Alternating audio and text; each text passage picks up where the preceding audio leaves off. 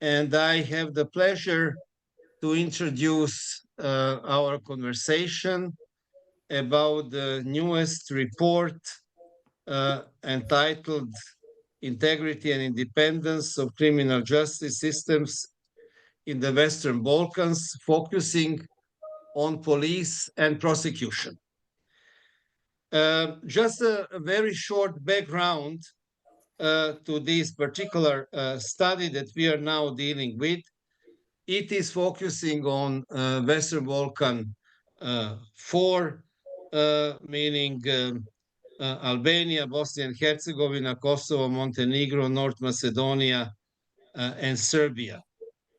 This is actually the third segment of the trilogy on organized corruption that was started in 2001 with a report entitled Infrastructure of Integrity, where we have looked at the political economy of corruption in the Western Balkans, and in particular in responses that Western Balkan countries have given to a variety of commitments made in the international fora, European Union fora, and in particular within the Berlin process, that is the London summit, in which the 6 countries have made very precise commitments in terms of promoting anti-corruption prevention and fight against corruption. Following that, we have done another study which was called Organized Corruption, Political Financing in the Western Balkans, which looked at the main, I would say, vulnerable segments of corruption, and it dealt with financing of political parties and political elections, then the use or misuse of state public-owned enterprises, and the control over the public procurement system.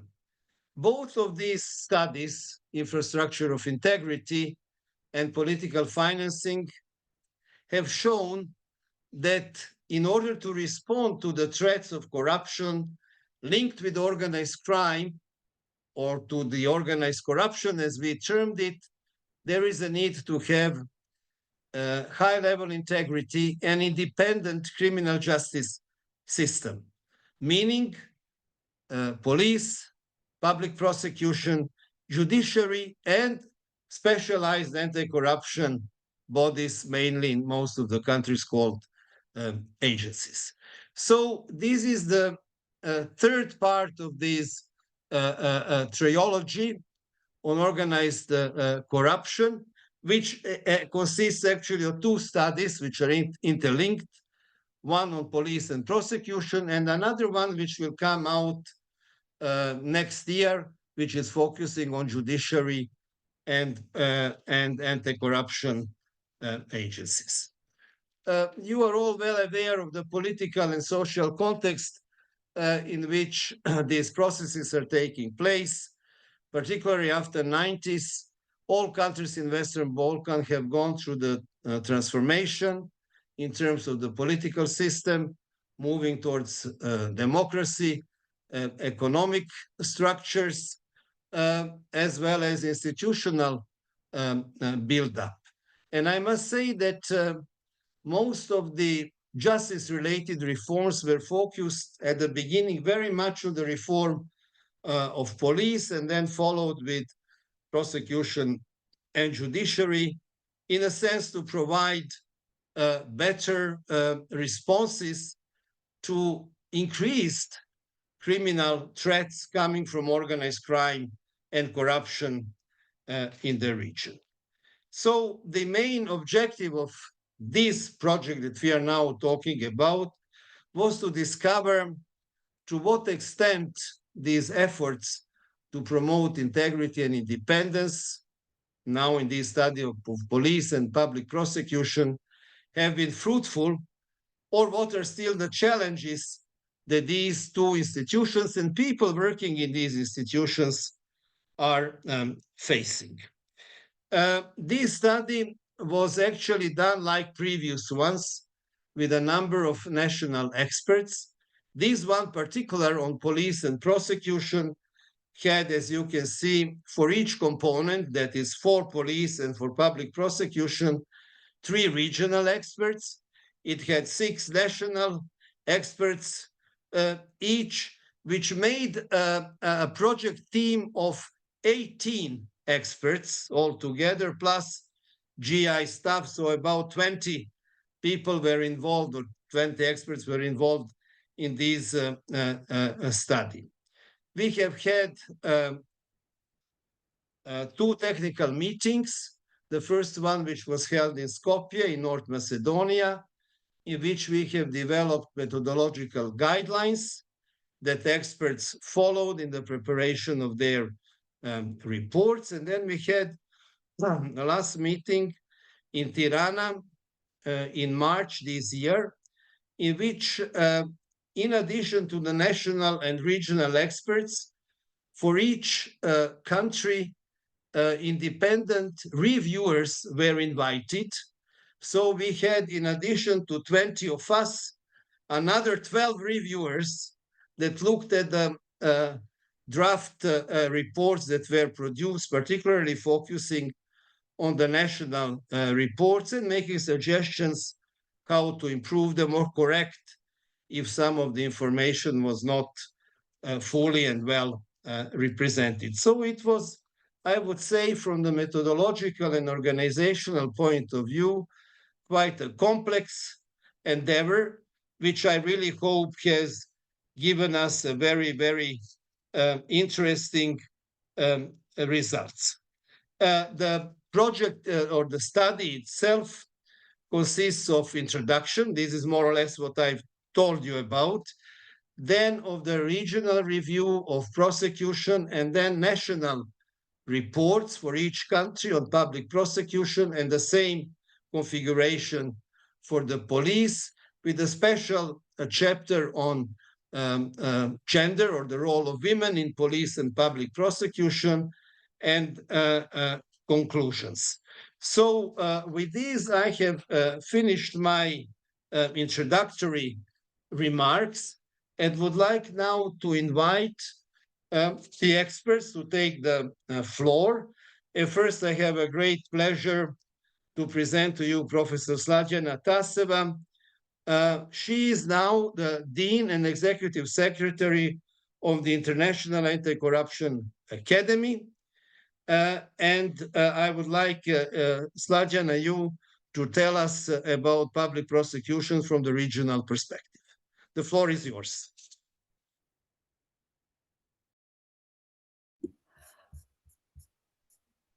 Thank you. I hope you can hear me now. Can you hear me? Okay.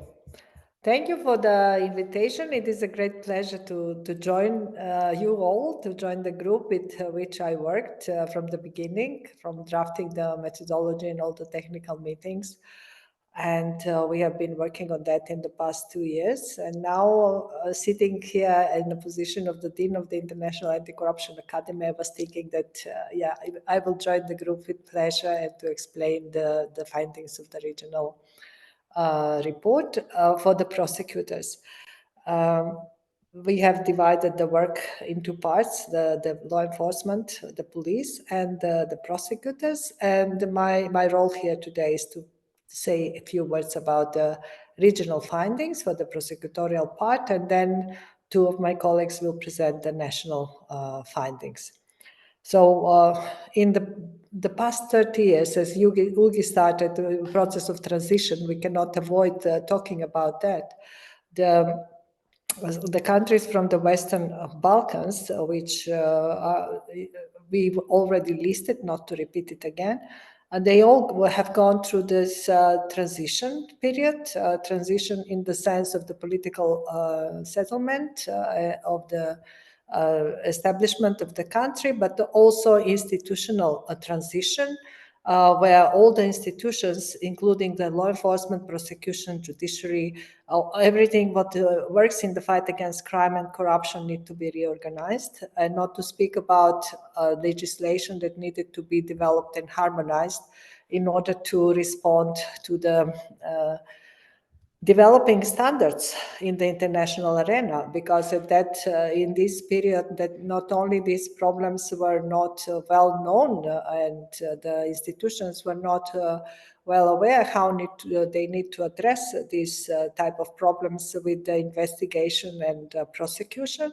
but also there were no proper legislative frameworks for doing it. So in all this time, these countries had to go through this transition politically and in social aspect. They also need to reform and reorganize the institutional setup for the investigation and the fight against crime in general, and also the notions of organized crime and corruption became to become more often on the agenda, on all reports and evaluations. So we had to somehow respond to all these challenges at that time. So it was not easy, because when you're not there, when you don't really understand what is the notion of a problem and how to introduce it into the criminal law and how to work on the investigation, no capacity developed, no technical skills, etc., we had to respond, all the region had to respond to this need to adjust and to be able to cooperate, because now what we are talking is the crime that is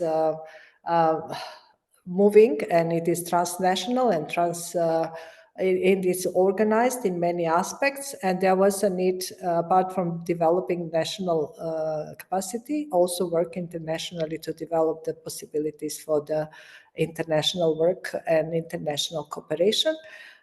In our case, we had to focus also on regional cooperation, because all these countries before were part of one country, and we see very often people commuting from one country to another, even assets are moving, and the work and the relationships are going through the region. So all that had to be considered when we wanted to talk about the effectiveness, efficiency, integrity, about the institutions, about the prosecutorial system and the law enforcement.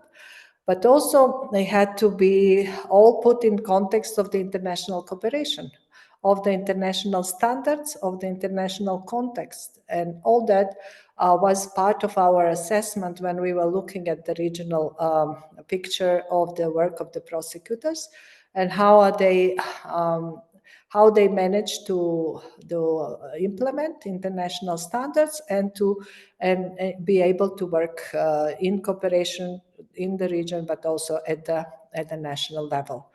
So to speak about the general findings in this time that I have, we must say that in all these 6 countries, most international safeguards for the efficient and independent performance of the prosecutorial duties have been and are being implemented in all 6 Western Balkan countries. That all came out from different evaluations, starting from Greco, EU progress reports that we have analyzed during this assessment. And in some countries, the prosecutors have duties to report cases or to act on the voice heard.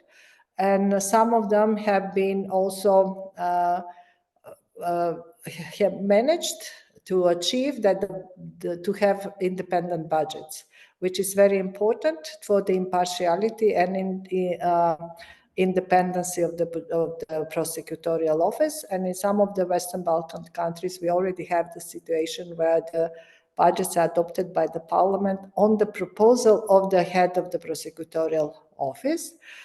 In most of the countries, or in each and every one of these countries, we have a separate self-governing prosecutorial body, which is dealing with the election, promotion, performance evaluation, and disciplinary proceedings of the prosecutors. And most often they are known as the prosecutorial councils, which mixed by the composition involving professionals and also members of the prosecutorial office. Sometimes they involve lawyers and academics. The composition is different in different countries. Also, we see that now, today, in all of these Western Balkan countries, we have specialized prosecutorial offices designed to deal with the organized crime and corruption cases. And majority of these offices are well equipped with the staff and equipment, and they are provided with the technical assistance that is needed for their work. And the regional cooperation between the prosecutorial offices is going well, based on our findings, with some problems when it comes to the extradition cases, especially for the requests involving politically exposed persons. This is something which is one of the findings. And also when it comes to the transparency and accountability, they all publish their regular reports, and also they have public information offices, and the situation with the transparency in their work has been improving through the time. However, there are some challenges, like we still cannot say that there is no political interference into the work of the prosecutorial office. Especially when it comes to appointing heads of the specialized prosecutorial offices, very often we see long delays in the appointments due to this political interference. And also we very often see and have the findings of the interference in the case selections, whether or the prosecutor who is assigned to a case, and this seems to be still politicized to an extent, and the work of the prosecutors cannot be clearly said or is explained as clear or from political interference. What the main findings that or other issues that hamper some of the smooth operation of the prosecutorial office, it is the lack of effectiveness in the disciplinary proceedings. It is sometimes it is not only ineffective, but it is unclear and it is not completed. Then information leaks. We have seen through this work writing a report that this is a problem. And it is leaking somewhere from the prosecutors or from the police. So, but this need to be further evaluated and addressed. The investigations are taking too long, and in all these countries there are pre-investigating procedures which are confidential, for which you cannot even ask for the information what is going on, and these pre-investigating procedures are all too long. There is lack of digitalization of the prosecutorial offices, and very often that is hampering the process of effectiveness, because they have to wait for the evidence or the documents in hard format. And then again, very often there is lack of specialized knowledge and skills needed to tackle complex cases. There is a practice to create the prosecutorial police where different experts are invited to work together on a case, which is making the position of the prosecutor's investigation more effective and easier. Then there is the finding is the lack of cooperation with law enforcement from key institutions and entities such as the banks and the land registers. This is very difficult to obtain information sometime. And also the prosecutors are very often targeted by the non-professional journalists, which sometimes, in many cases, they don't have proper information, and they don't really try to obtain proper information and all the sources to be addressed. And that's why we have made some recommendations which are general. What I'm talking about is general for the region. It's not for one specific country. that the region in general need to make an effort to avoid political influence in the work of the prosecution, both for the appointments and also for the recruitment and promotion and interference into the cases. Then it needs to be a speedy process and more efficient process in ensuring integrity and ethics in the prosecutorial office with more effective disciplinary proceedings. Very rare you will find a whistleblower protecting procedure in the prosecutors' offices. They don't really think that it is relevant for them, and this is something which needs to be seriously addressed. Then evaluation according to the clear and measurable quality criteria about the performance data, how the performance in the judiciary, in the prosecutor's offices is evaluated. It is not really the case. It's not real key performance-based indicators how the work of the prosecutor is evaluated. They need to work more on the prosecutorial integrity, and first of all, individual and institutional integrity. There is a general view of the lack of integrity in the prosecutorial offices. Need to work on providing external and internal oversight to be more effective and efficient, to ensure the integrity of the system and to ensure the trust of the citizen, because we have not mentioned, but the trust of the people in the prosecutorial office in the region is very low. So they really need to work on that. And of course, how they are dealing with cases and case management and effectiveness in the work on the cases will contribute to that a lot. And important part is funding. They all have independent budgets, but the budgets are not sufficient. It still needs to be improved. Interagency cooperation and work breaking the silos which still exist in the region. They don't cooperate. Institutions, national and regional, need to sit and decide how they can cooperate easily. And of course, trainings and capacity building is always the issue for the prosecutors, even though very often they participate to all trainings, but when it comes to implementation, it doesn't work that well. And transparency is something that needs to be developed in the future. So I will stop here. I don't know if I was long, probably a few minutes longer. And now I will give it back to Ugi. Ugi, back to you. Thank you for the time.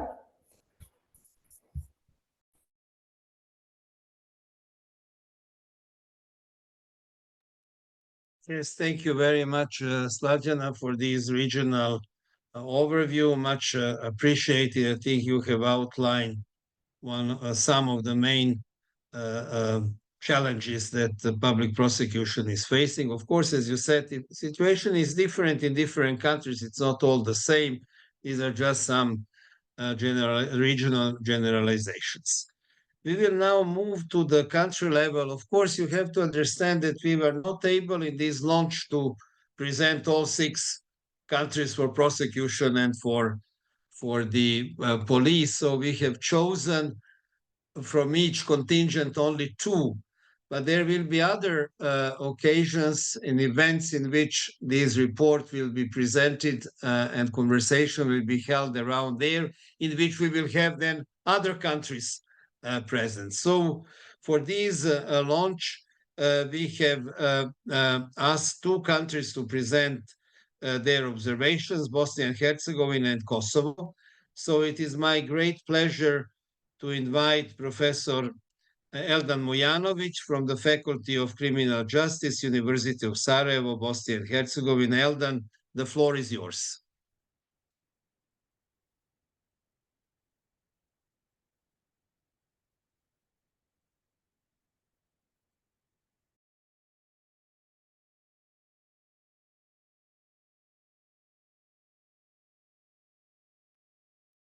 Eldan, are you on? Okay, then I will ask Elda's colleague, Ehad Miftaray. He is the senior legal advisor of the Kosovo Law Institute. And so, Ehad, you have now the privilege to be the first one to talk about the situation of public prosecution in Kosovo. The floor is yours. Thank you, Ugi. Thank you, Slađana, for the presentation. I'll try to be as short as I can. Kosovo is, I guess, characteristic country because since the proclamation of independence back in 2008, it went through continuous reforms, which means that so far we had more than 4 or 5 criminal justice reforms, which means that since 2010, when we adopted package of laws for KGC, KPC, prosecution, and courts, the same has been amended in 2015, 17, 19, 23. And still, we are in process of amending the law in KPC. Kosovo went through functional review of the justice sector in Kosovo back in 2009, which is ended with rule of law strategy 2021-2026. So for such short period of time, Kosovo, let's say, I guess it spent so much effort, so much time in drafting policies, drafting legislation, less, how to say, focusing on implementation of the policies or legislation. What are the key findings with regard to Kosovo?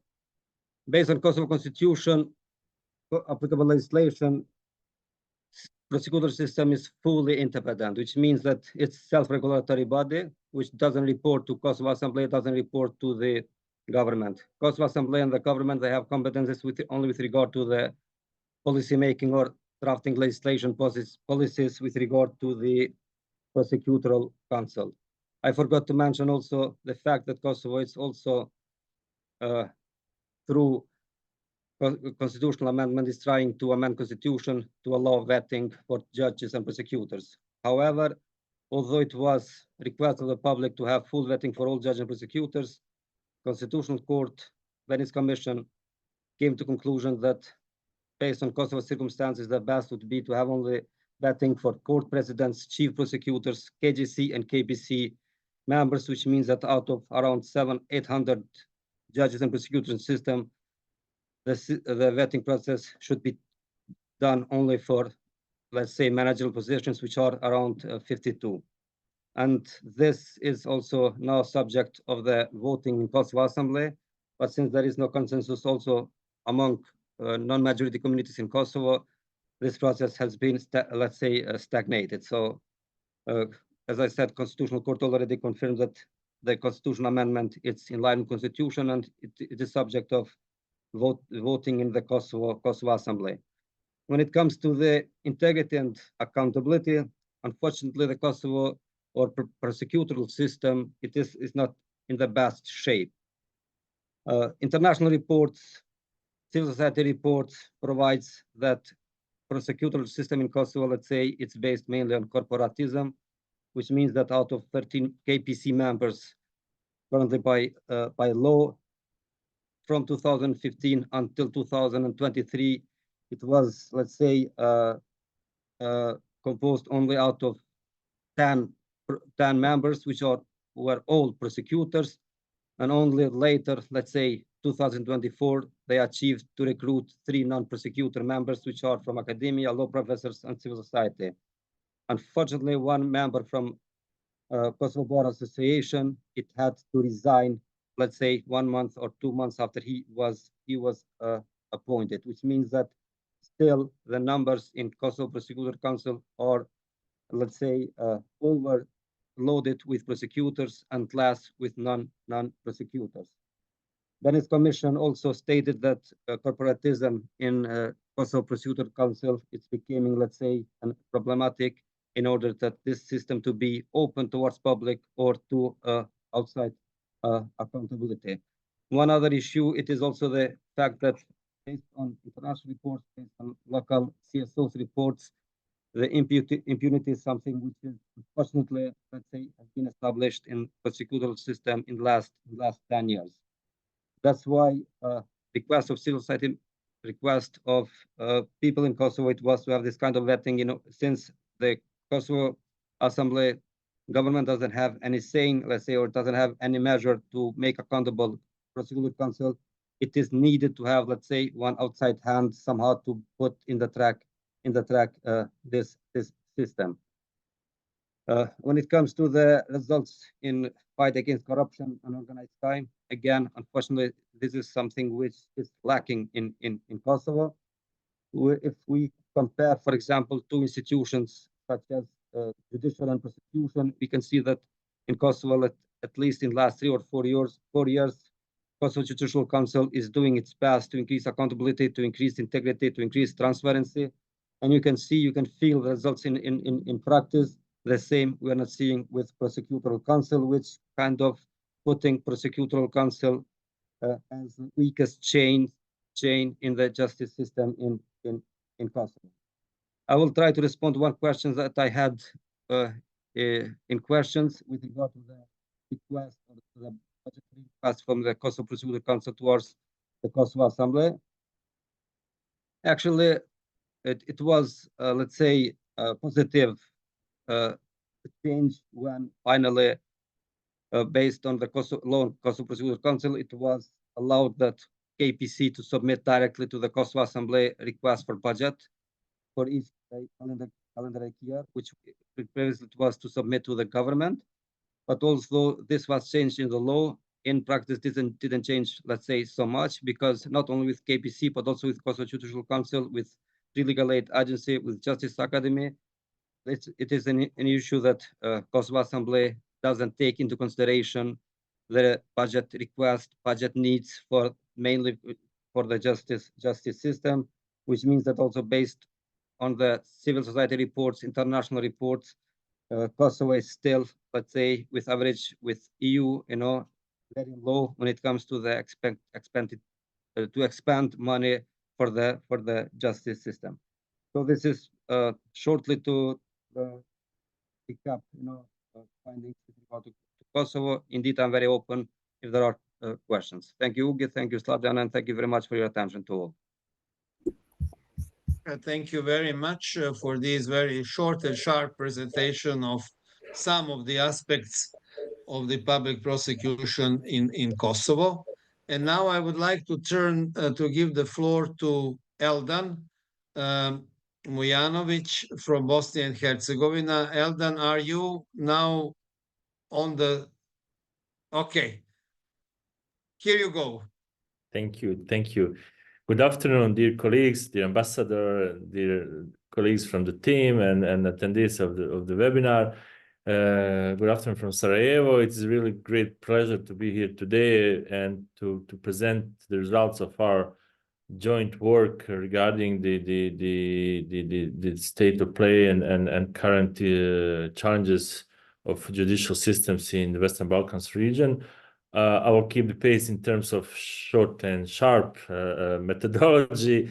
So I will just present a few major findings from the report regarding the Bosnia and Herzegovina. I would just, for the beginning, I would say that in comparison with other Western Balkans countries, Bosnia and Herzegovina has a very complex constitutional arrangement that comes from the Dayton Peace Agreement. In justice sector, it practically means that we have 4 criminal justice systems. I know it's sometimes very difficult to comprehend that, which are not so well coordinated and connected, I would say. We are also we have this specific situation that the country doesn't have a Supreme Court. Instead, each of 4 criminal justice systems has its own high court or Supreme Court. When it comes to the prosecutorial system, we have like 18 separate prosecutorial offices. They're also not mutually subordinated, or there is no single hierarchy between them. It means that we have a state prosecutorial office at the level of state of Bosnia and Herzegovina. Then we have a prosecutorial system in the federation, like one of the 2 entities in the country, which has like federal prosecutorial office and 10 cantonal subordinated prosecutorial offices. prosecutorial system, another entity, Republika Srpska, which has also the Republic State Republic Prosecutorial Office and 5 regional offices, which are also subordinated, and one separate prosecutorial office in the Brčko district. On contrast, we have a single regulatory body called High Judicial Prosecutorial Council, which is in charge for entire country, all different systems, all 4 of them. And HJPC has different roles in maintaining, let's say, the justice system, especially in terms of appointments and disciplinary proceedings over holders of judicial positions, providing standards for the financing of the system, while the sources of financing are actually decentralized. It means that each entity or administrative level is providing, it has a budget for its own courts and prosecutorial offices. And there are, of course, a lot of different challenges that the system is facing through all in previous period. Also now, the country received was granted with this candidate status and was trying to open the formal negotiations with the European Union. There are a few laws that are considered as a priority in this process. 2 of them are related to justice system. One is law on state court of Bosnia and Herzegovina. Second one, interestingly for this topic, is new law on High Judicial Prosecutorial Council. The new law should reflect all the challenges that we actually identified in this process, in this study. I will mention only a few of them. The first and always most frequent one is issue of appointment of judges and prosecutors, and deficiencies in terms of supervision of that process, and lack of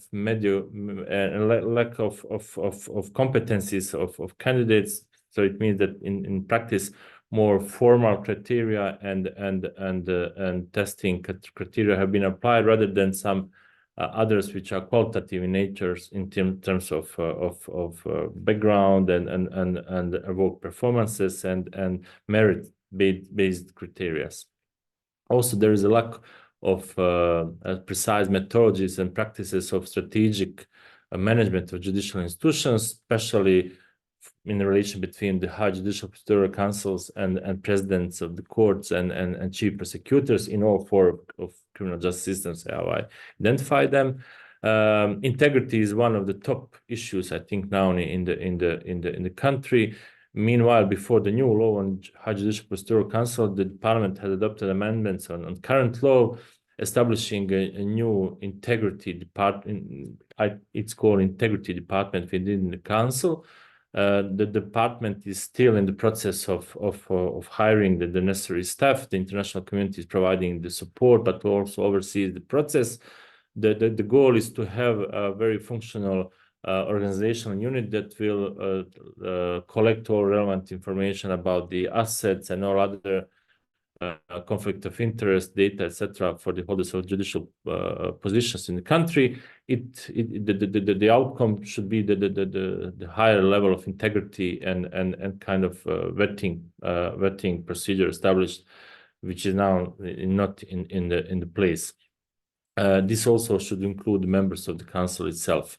Also, we realize that there are different kind of pressures over the prosecutorial system. We identify specific forms of pressure that comes not only from direct political pressure, but also kind of soft pressure that comes through the very specific relation between prosecutorial officers and law enforcement agencies, because law enforcement agencies are subordinated in the executive branch. So the chief of law enforcement agencies are appointed by the political parties, of course.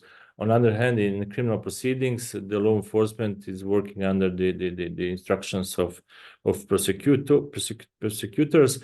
And during our research, we identified different forms of how they call it. Prosecutors call them soft pressure that coming from law enforcement when it comes to the investigation of serious corruption, or let's say higher corruption cases that involves holders of political positions, directors of the public or state-owned enterprises, public companies, etc., which is which had not been, let's say, addressed well in previous studies and research. I think that is something that we that represents additional value to existing fund of knowledge in this area.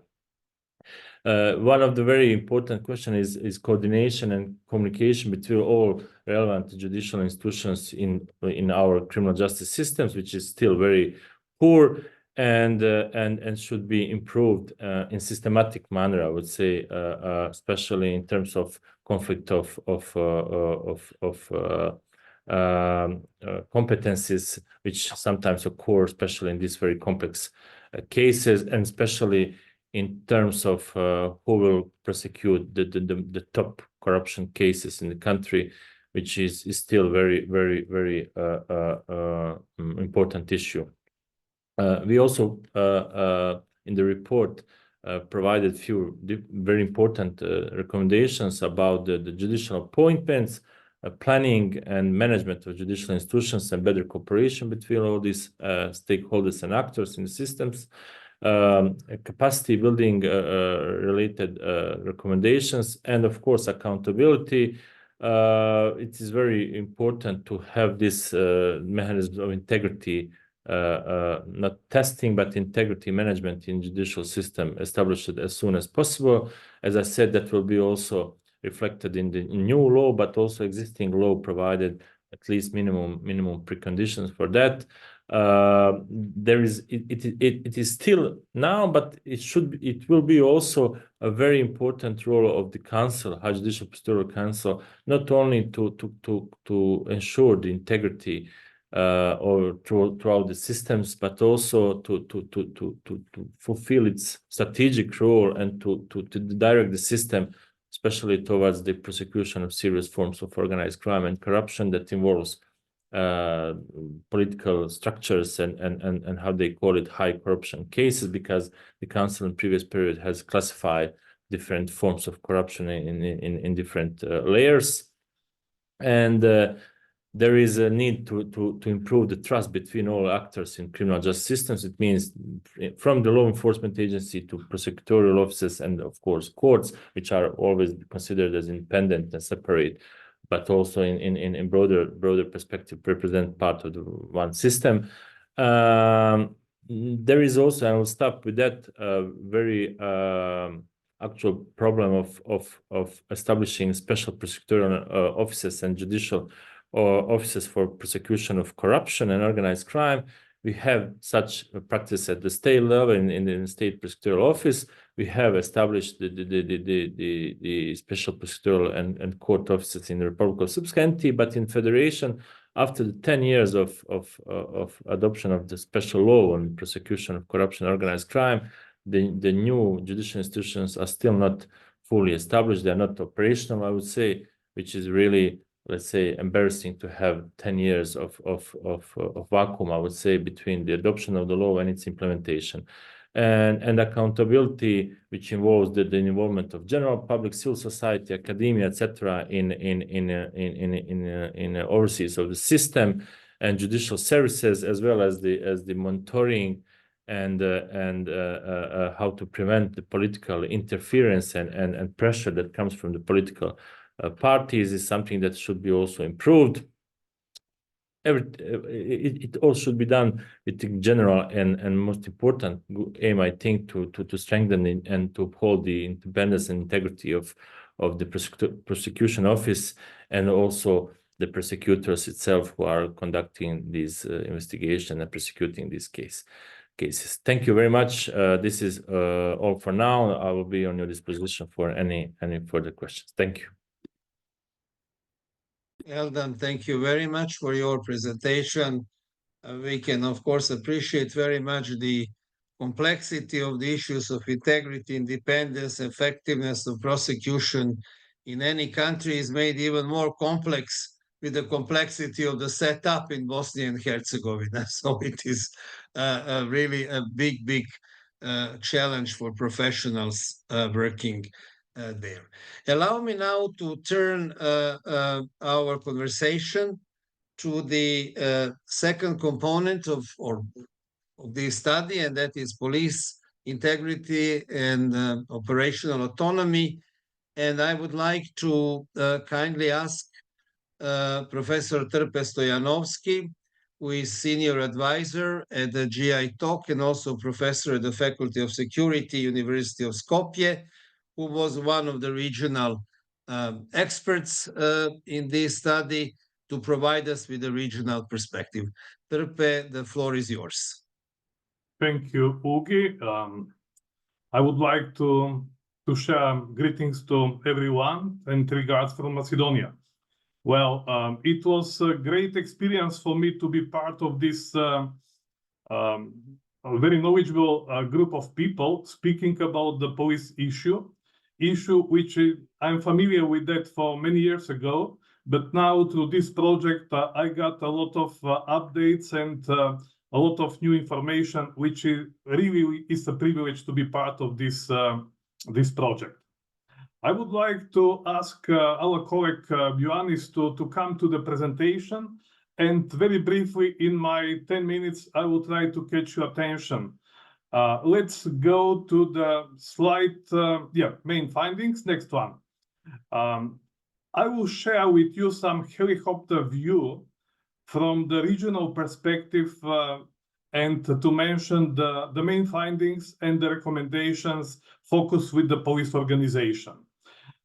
Actually, 6 sections are subject of my short presentation. I will say some words about the political pressure related to the police, internal and external oversight mechanism, why is it so important for the police, then internal and international and regional cooperation, followed by the national cooperation between the police, training and education is important subject of the police organization, and the role of women in the police organization.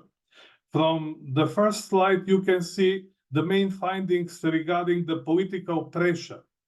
And it's evident that the police forces in the Western Balkans have close ties with the political parties, and they are subject of the influence by the political parties. Then, the corruption and political pressure lead to drop charges, investigations against the criminal groups and networks, which bring to the third point, low public trust in the state institutions. It is still about the criminal justice institutions, but it is in general pretty low. And efforts are limited in scope with low conviction rates for higher ranking officials. On the next slide, we can see the main findings regarding the internal and external oversight mechanism, which is very important to iron the deviations in the police organizations. And from that point of view, the main recommendations are going in the direction further harmonization of the legislature, which will allow independency of the internal control in the Ministry of Interior, enhanced training and capacity for internal control within the Ministry of Internal Affairs, and close cooperation and collaboration with the public prosecution. Then the staffing situation in the specialized units of the public prosecutor offices and the Ministry of Interior need to be addressed urgently. And last but not the least, involvement of the victims should be improved in all aspects and proceedings. That means the internal control body must increase the sensitivities and to have interview with the individuals concerned and also keep them updated on the process of investigation. Next slide is dealing with international and regional cooperation, very important for the cases related with organized crime and corruption, which means that in the new time, the globalization demands international and regional cooperation and advanced supervision. International law enforcement cooperation and technical advancements are key for the success of the police work. Interpol and Europol, they still play pivotal roles in the international police cooperation. And actually, access to databases in real time is very important for the police organizations from the Western Balkans. Regional law enforcement organization has special dimension in facilitating the communication and sharing the information. And for the moment, that is probably the most difficult issue which is in front of the police organizations, how to improve the regional cooperation between the law enforcement agencies, having in mind the political landscape which exists on the Western Balkans. Recommendations in that way are going in the direction to improve language skills for better international cooperation. It is addressed to the police officers and the police staff in the Ministry of Interior and the police. Then facilitate data and intelligence exchange between police and prosecutor.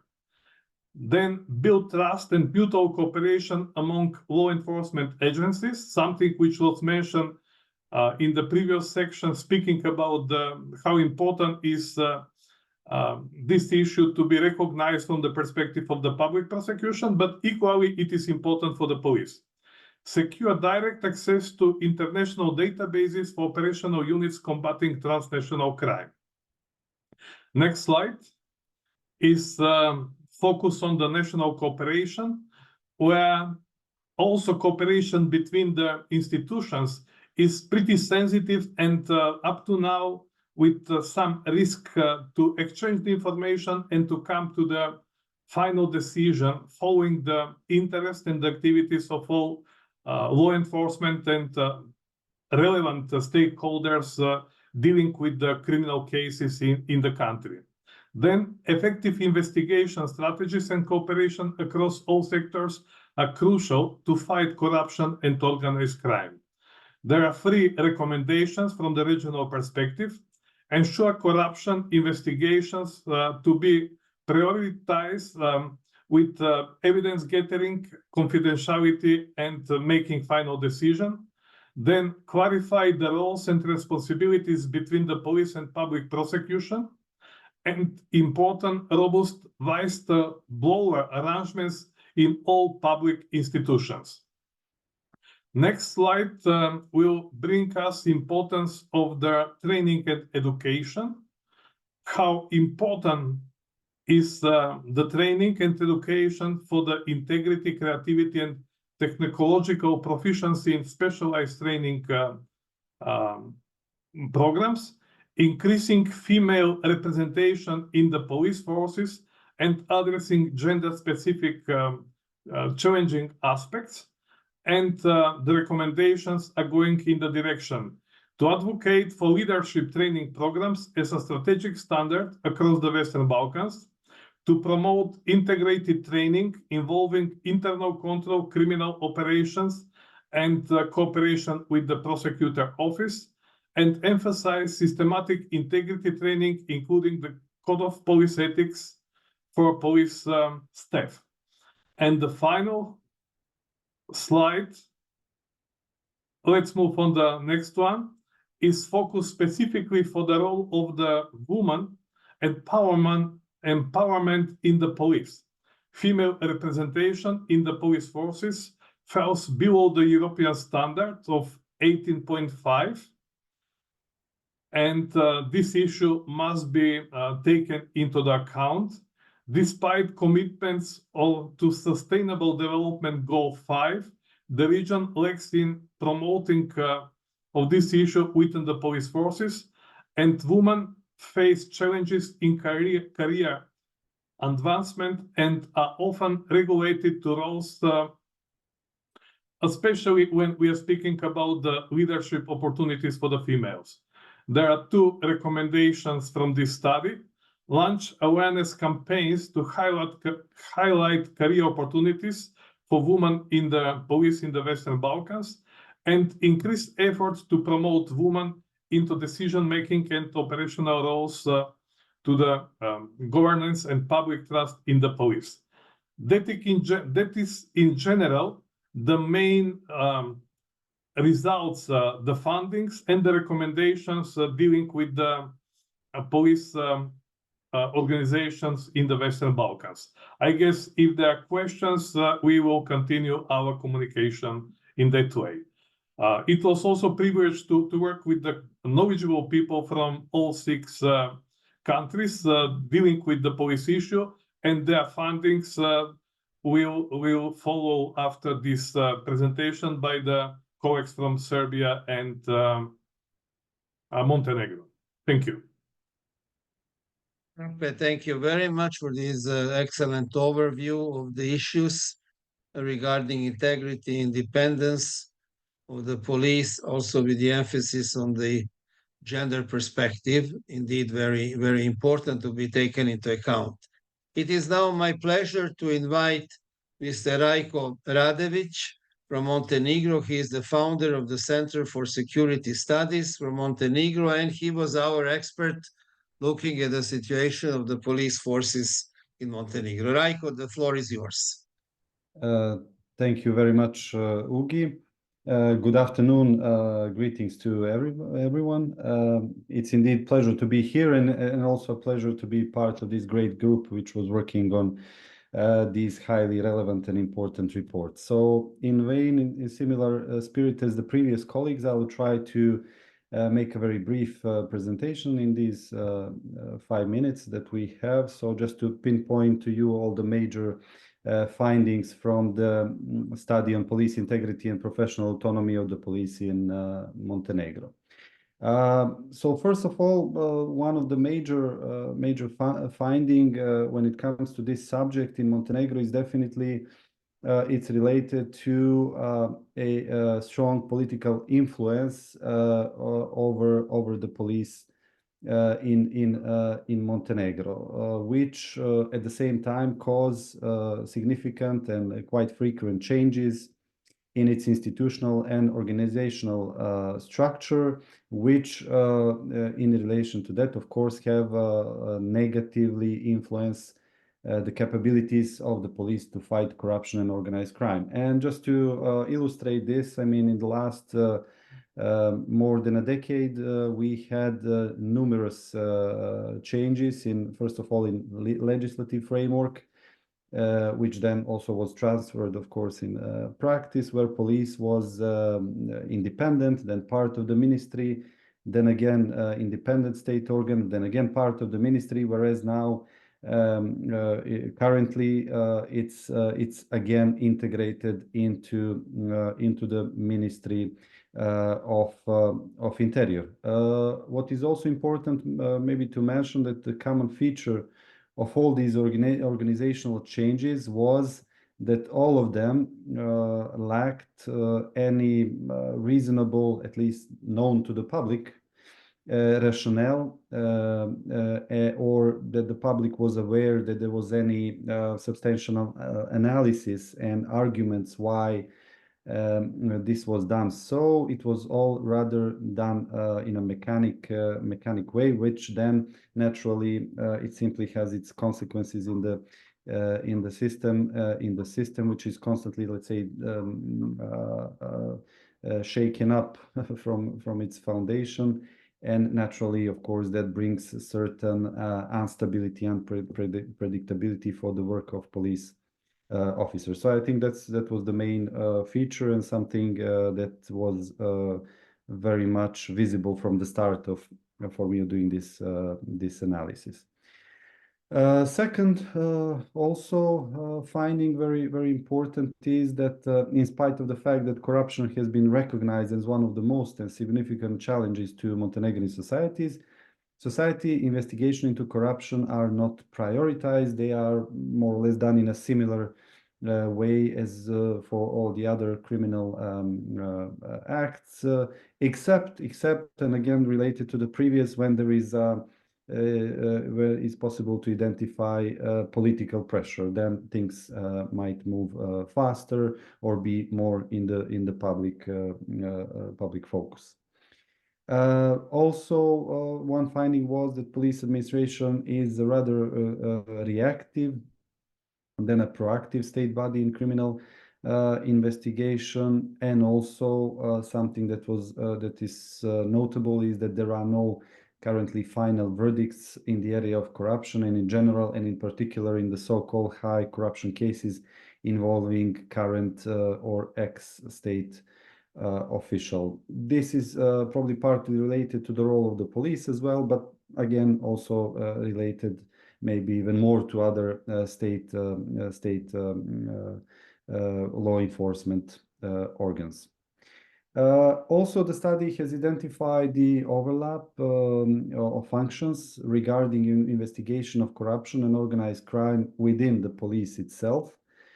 And then in practice, quite often it happens that certain case which should be led by, dealt with a group called Group for Economic Crimes and Corruption, it ends up and is dealt by the Special Police Department and vice versa. So there is definitely a need to kind of sort out and clear so that there is no overlap of functions within the system.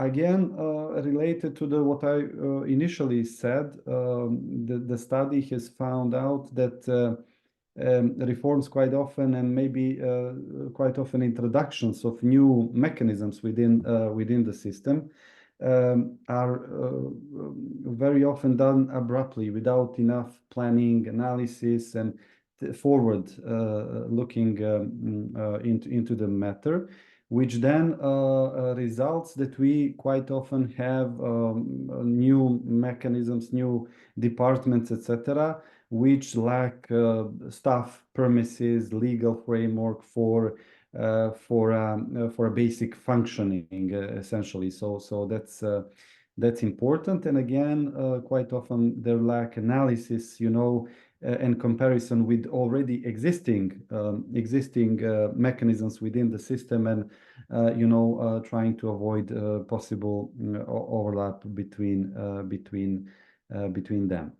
Internal control unit also needs additional capacity to be able to follow up on its investigation. And also, I think it was what is interesting to see. I think it's general in the Western Balkans. We often, when it relates corruption and integrity of police officers, politicians tend to look at internal control as some kind of mechanism which should, solve all these cases, whereas there is very little responsibility. In a way, leaders tend to abdicate their responsibility, and which should be the case, that the internal control is done basically on a daily basis, and also through the chain of commands, and that the leaders need to take responsibility. It seems that there is this kind of attitude of putting focus on internal control, as if internal control can deal with all the issues related to anti-corruption and integrity in the police, which can hardly be the case in practice. One technical also detail, there is no comprehensive methodology for identification of positions, especially prone to corruption, and maybe it's needed to have such a methodology really tailor-made for the police. There are integrity plans on the state level, but they are done according to methodology the same for all state institutions. Maybe there is a need to have one such tailor-made specifically for the police.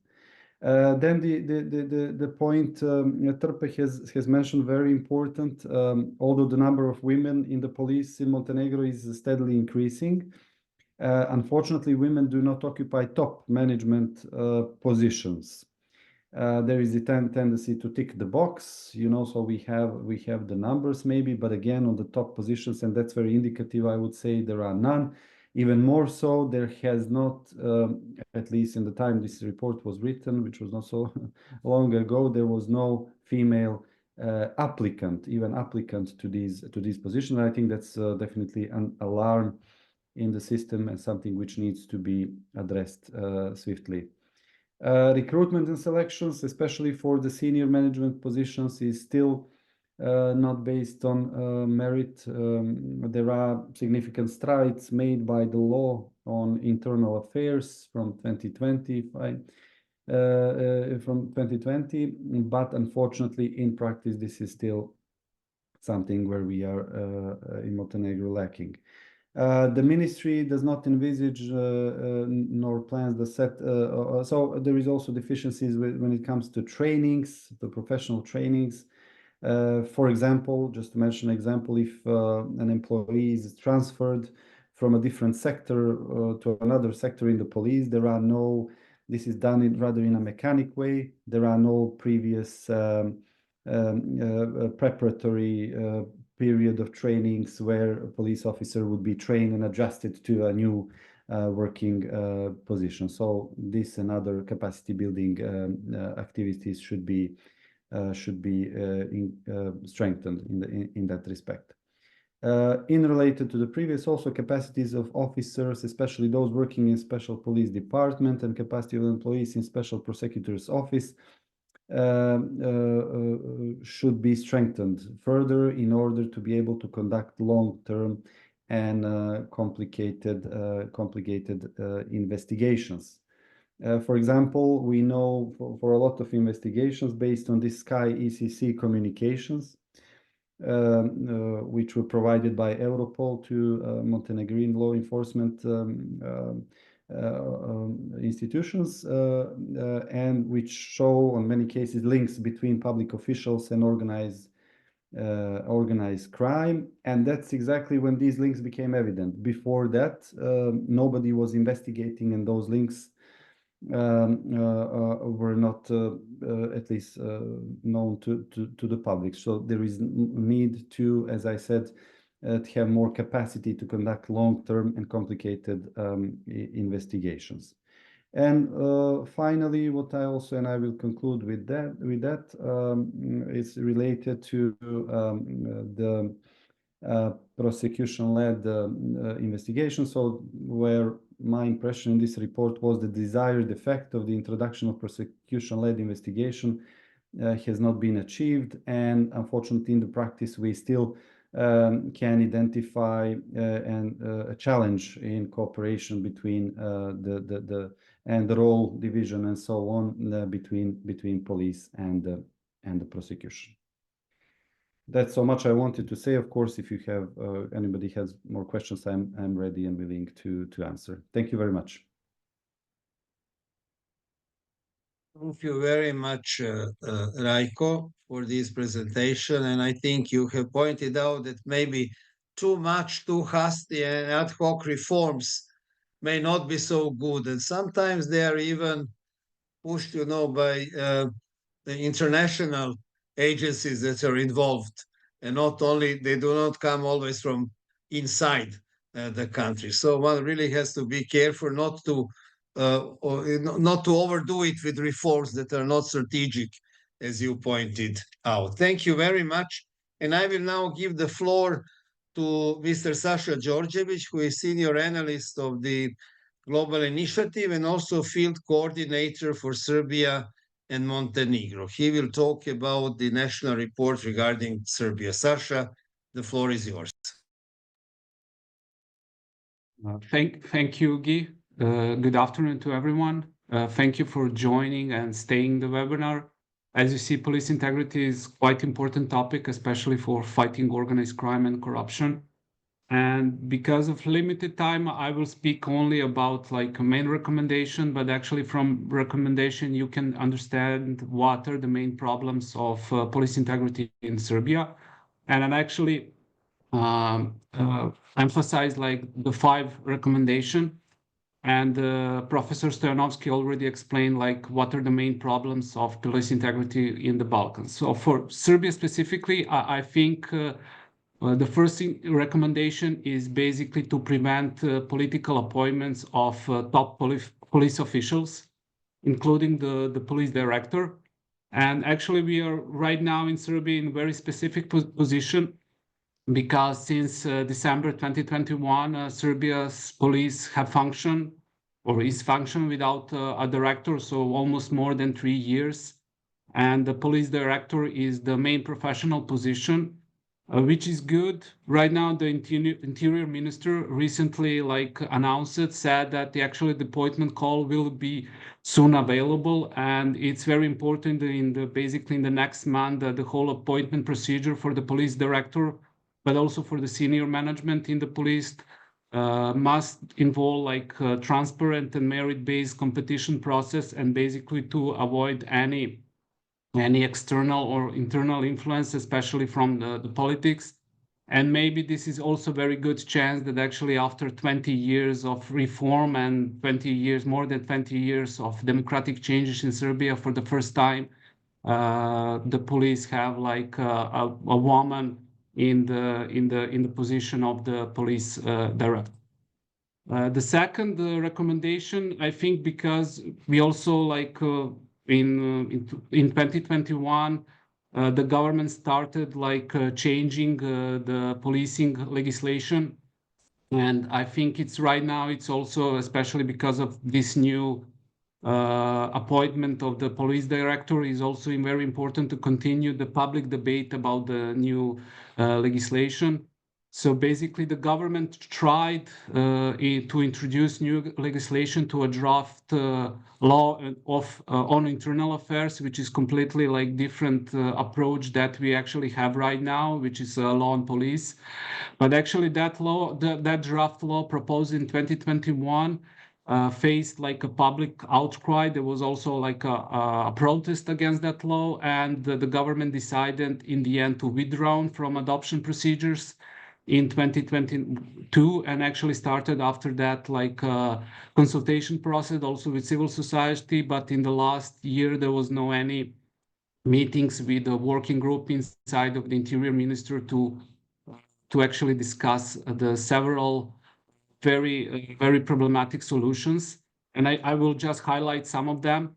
And because it's very important, like since like 20 years of the police reform, that the issue of operational independence of the police is still like very problematic. And I think this is great chance the new police law that actually avoid existing solution from the draft law, like the power of the Interior Ministry, or like a political figure to actually issue mandatory instruction to the police, which actually compromise their autonomy and strengthening the minister position toward the police. Also, there is a current draft. Actually, there is a lacking of provision that enable the police director to refuse instruction from the minister or to report violations, but actually also further erodes the police independence. And also, what is also problematic in Serbia, that many bylaws in policing, including those governing the use of force or operational procedure, are determined by the minister, not the director, not by professional staff. And also, in the end, the government maintains the authority to dismiss the police director without specifying reasons, which is actually completely different approach from the current existing law that actually require cause for dismiss that to be related for the job performance, which is like a very good solution. So right now, I think the new law on internal affairs or police, whatever, so it's very important, like to strengthen the operational independence of the police. Also, the third problem, and one of the recommendation, is that it's also mentioned during this webinar, there is an obvious problem in cooperation between police and prosecution, especially investigative high corruption and politically sensitive cases. And there are like two recommendations in this sense. In the long term, I think we already in Serbia started like a discussion, but it's very necessary to continue that debate about prosecutorial police and decide if that solution could streamline better cooperation between police and prosecutor, and to streamline actually in a good way criminal investigation and improve cooperation between this institution, actually mitigating current challenges associated with dual command structure, one in the police and the second in the prosecution. And in the short term, I think a solution to enhance the relationship between the prosecution and the police is basically to ensure that all initial information from the police, which is not the case, is promptly shared with the prosecutors, and that any agreements or consultation between the police and prosecution are documented in writing, because right now the much much of the communication, especially is verbal, and for the trial it's not good, because sometimes during the trial you can see basically the issues between the communication between police officers, inspectors, and the prosecution. The next recommendation, it's about like external oversight, especially about like parliamentary oversight of police. This is very important. And from February 2024, like Serbia have a new parliament and also committee that oversee the work of the police. And the president and the vice president of the committee are from the ruling coalition, which is not a good practice, but has been usual in Serbia for the last 20 years. It's a good solution to have at least the vice president of the committee from the opposition party.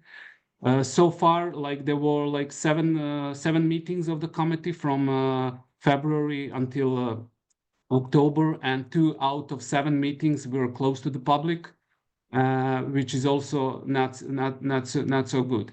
But I think also it's because there is a new parliament, and the new members of the parliament should be trained about all possibilities to oversee and control the work of the police, mainly because the current law on police provides very extensive powers, including, for example, supervision of the legality of implementing particular investigative actions, like special investigative techniques, which are defined by the criminal proceeding codes. So the new members should receive training about like why transparency and police accountability are important, and how actually to use those power, because since 2016, when the law on police was adopted, there was no any like parliamentarian oversight of using special investigative techniques, which are crucial, and there is also like a lot of opportunity to misuse those techniques. So this is quite also important, because like it could be also increase the trust in the police and everything. And in the end, like I think we also discussed about transparency, and the transparency is quite important, especially from civil society perspective. So I have like a couple of specific recommendations, like annual work reports of the Interior Ministry, including those represented to the parliament, should be publicly available. Right now, they are not. And it's very strange, but because right now one specific sector in the police is more transparent than the whole ministry and the police. So just to understand, police in Serbia is part of the Ministry of Interior, which is one of the largest ministry in Serbia. It have like 40,000 people, employees. And right now that sector, which is internal control sector, that sector published like annual work reports on the website, and they are publicly available, but actually the annual work report of the Ministry of Interior, it's not. And I think this is important to change. But also like one recommendation for the transparency of the internal control, I think their also annual reports should include data on both accepted and rejected criminal charges by the prosecution, especially because there are a lot of charges based on police corruption. And this could actually provide insight into operational effectiveness of police internal control in Serbia, especially because the law on police from 2016 introduced a couple of new anti-corruption measures, like, I don't know, risk analysis, like integrity testing, like check of the property of police officer on high positions. So this is quite good to understand what is the impact of those anti-corruption measures, and how actually those anti-corruption measures affect the police integrity in Serbia. So this is all from me. So if you have any further questions, so feel free to ask. Thank you. Thank you, Sasha, very much. And thank you, because you have indirectly, I think, answered to one of the questions about the trust in, or the lack of trust in criminal justice institutions, by saying that, of course, less political interference and much more transparency are enormously important factors in increasing the trust of public in the criminal justice institution, generally speaking, but now in this case, police. We are running out of time, so I will not make long concluding remarks. There are about 10 concluding remarks or recommendations, which are based on what you have already heard from regional experts and from our national experts. And I would just like to point out two things. That, of course, we know that countries in the Western Balkans have gone tremendous reforms over the past few decades, and indeed there were efforts to harmonize legislation and institutional setup with the recommendations coming from United Nations, from European Union, and the monitoring provided by Greco, Moneyval, etc., etc. And needless to say, I think that these reforms have improved both the rule of law and the institutional capacity of the Balkan countries to fight emerging challenges such as the state capture, organized corruption, and organized crime. However, concrete results in terms of tackling organized corruption and crime cases, arresting perpetrators, and dismantling criminal links to political and economic power structures and elites have been limited. And this really situation is even worse when it comes to dealing with organized corruption and organized crime at the regional level. So political pressures are still present, and this is one thing that we have to deal with very seriously. Of course, we cannot always expect from governments and political parties to do it themselves. So I would submit to you that the police and prosecution, as well as the judiciary, belong to an organizational strata known as the professional bureaucracy, which means that they have to build in themselves professional values and professional resilience system to the pressures coming from inside the organization as well as from the outside of the organization. And these professional values must apply to all, with everyone from the rank and to the senior management having the courage to uphold them daily in a routine as well as in extraordinary situations. And this is the culture of integrity, I think, the main resilience against organized corruption and organized crime. With this, I would like to end up my general conclusions and to ask Mr. Eduardo Vettere, former director of UNODC and an expert in global criminal justice issues, to provide us with few selected observations from an international perspective. Eduardo, you have the floor. Thank you. Thank you very much, Ugi. And a special thanks to all the speakers who have really highlighted and summarized in a very, very impressive way, not only making a picture of the current situation and of the efforts made to improve, but also launching and giving us concrete examples of the current status of affairs, as well as highlighting the need for further improvements in the system. Of course, taking into account all the existing limitations prevailing in the various countries of the region.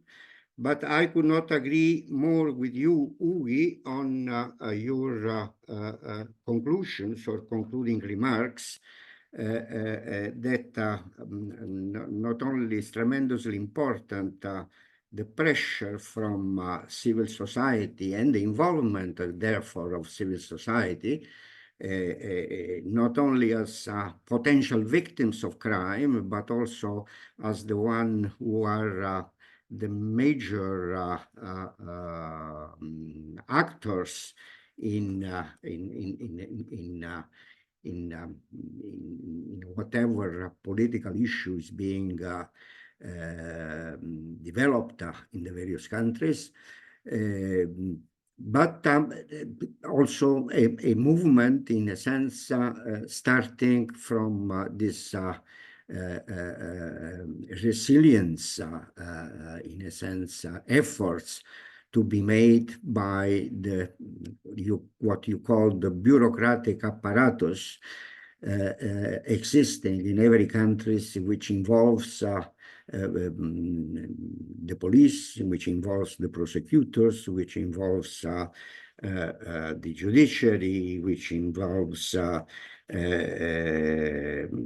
the anti-corruption agencies that will be further explored in the next phase of the study. Now, being myself, having been myself a kind of international bureaucrat for so many years of work within the United Nations, I would like also to highlight some of the aspects that for which I have been very much impressed in the study of the proper highlighting of the relevant instruments at the international level which exist. And on this, I would like to mention particularly, in a sense,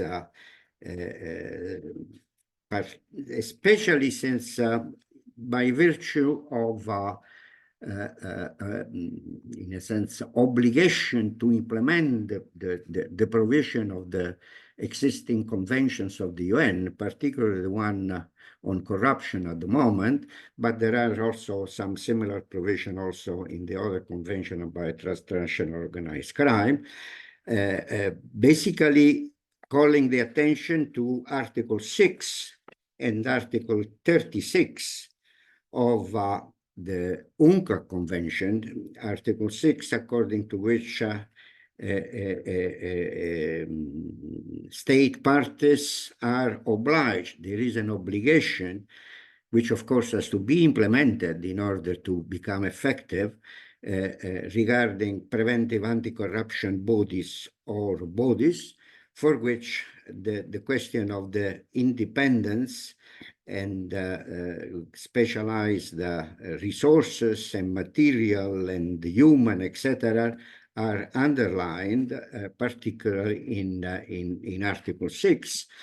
And Article 36, which says that when there are additional bodies, in addition to the preventive one of anti-corruption, and this is with reference above all to the police, the prosecution, and particularly the judiciary, this body should be given also the due independence that is required for the proper functioning in order to comply with the provision of the convention. So this is the UNCTAD Convention on Corruption. However, in addition to these international treaties and international instruments, through the years, the United Nations have elaborated quite a number of standards and norms that are mentioned, and I was glad to find reference to them in the study that you have provided to us, particularly in connection with the Code of Conduct of Law Enforcement Officials, particularly in connection with the guidelines for prosecutors. As a matter of fact, in connection with the Code of Conduct for Law Enforcement Officials, I would like to recall something which is also a memory attached to it. This was originated from recommendations of the 5th Congress held in Geneva in 1975, as further elaborated by the Committee on Crime Prevention and Control, and presented to the General Assembly for adoption. The General Assembly thought that there was need for additional work and established a working, an open-ended working group to work on it. This was during the years 78 and 79, and I happened to be the secretary of this working group, from which finally elaborated the code of conduct as approved by the General Assembly in 79. More or less similar consideration apply for the basic principle on the independence of the judiciary and the guidelines for prosecutors, mandated by the Congress, adopted by the Congress on Crime Prevention and the Treatment of Offenders at the time, now UN Congress on Crime Prevention and Criminal Justice, which has endorsed also as the one on the basic principle on the independence of the judiciary, adopted by the Milan Congress in 1985, and the guidelines for prosecutors by the Havana Congress in 1990. So all this have been instrumental in giving recommendations for member states. Of course, those standards do not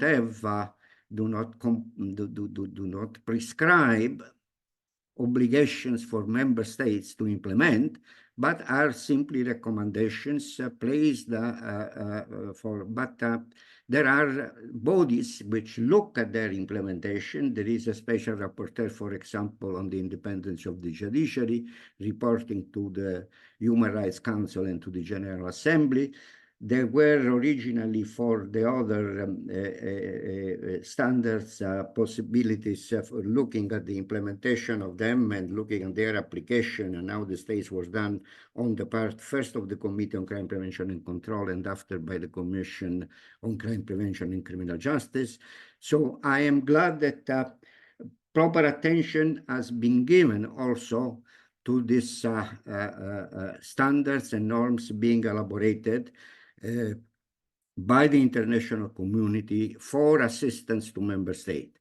And speaking of assistance, everybody, at least from what I have seen from the national reports, has emphasized the importance of proper training, of capacity building, and no doubt these standards and norms have been quite useful for these activities being carried out, particularly for technical cooperation and technical assistance to various member states of the United Nations, including the one in the Western Balkans.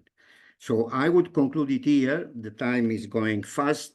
I would like to thank again all the, not only all the speakers, but also all those who have been closely involved, both in the planning and in the execution of this study. I'm looking forward to the next phase. I was also lucky enough to participate and to be present in the meeting which were evaluating this, as Ugi mentioned, is part of a trilogy. I was lucky enough to be present also in the meetings evaluating the duology of the previous two studies. I am very much impressed by the efforts that have been made in order to not only have a comparative analysis of the current situation, but also of the proposals for further improvements in the various system of the Western Balkan countries. Thank you very much for your attention and best wishes for the continuation of your work. Thank you very much, Eduardo. I have to ask our administrator, do we still have a few minutes just to answer or try to answer some of the questions that were posed? Maybe Yes. we have. So I would just like to mention indeed what Eduardo has pointed out, importance of international standards at the UN level, at EU level as well, because of the legitimate aspirations to join the European Union. And also would like to say that in the past we had a chance to present the results of our studies at the two Ministers of Justice Anti-Corruption regional conferences First was held in Šibenik in Croatia. The second one this year in March in Tirana in Albania. And the next one is coming in next March in Slovenia, where we will be able to present these studies on integrity and independence of police, prosecution, judiciary, and anti-corruption bodies. I think we have dealt with two questions, more or less, but I would like to ask Trpe to deal with one of the particular questions that was posed. So Trpe, the floor is yours. Thank you very much, Hugi. There is a question dealing with the external oversight mechanism. And I completely agree with the arguments that this concept should be supported by the public pressure, by the international community, and even by the academic community. And I completely agree how important is the issue of the police oversight mechanism. And having in mind the experience in my country, but also the experience in the region, the answer is that there is no honest will by the political elites to set up this issue properly. And in the case of Macedonia, this issue is subject of the interest by the friends, the international community, also from inside by the civil society organizations, by the academic community, the government as well. But the problem is that the government is so lazy. And from that point of view, we permanently bring this issue in front of the European Commission, concretely to the ambassador of the European Commission, speaking about the importance of that issue. The issue of the oversight police mechanism is also permanently present in the annual progress report for the countries, but we need additional pressure to the government. Because, for example, in our case, the former ombudsman, he simply kidnapped the process. It's happened 4 years ago, and still the issue is in a frozen situation. That's why we need probably bigger pressure from the European Commission to set up the timeline until when this issue should be established and to be operational.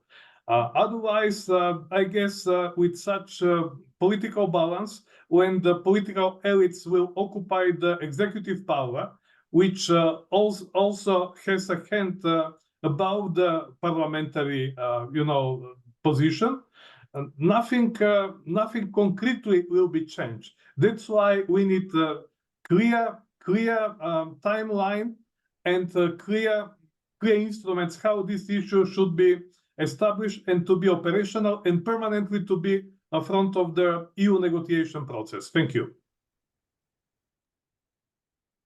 Thank you very much, Trpe. I think we have to close it. There were two other questions that maybe we cannot deal now in extenso with, but one which was when this study will be shared in public. We are updating it with some new findings that came in the changes that happened in meantime. Ehad has just mentioned one of them in Kosovo, and we hope that in a few weeks' time it will be made available through the Global Initiative website, and all those that have registered and participated in this conversation will be informed through the email or adequate way that the study has been published and became available to the public. So I would like to thank very much all, first of all, participants, those that have listened to our conversation, and then in particular to all the presenters today, and in addition, in their very substantive and high quality work for the study itself. Thank you very much, and we will meet on the second or the next occasion of the conversation about this important issue. Thank you and bye-bye.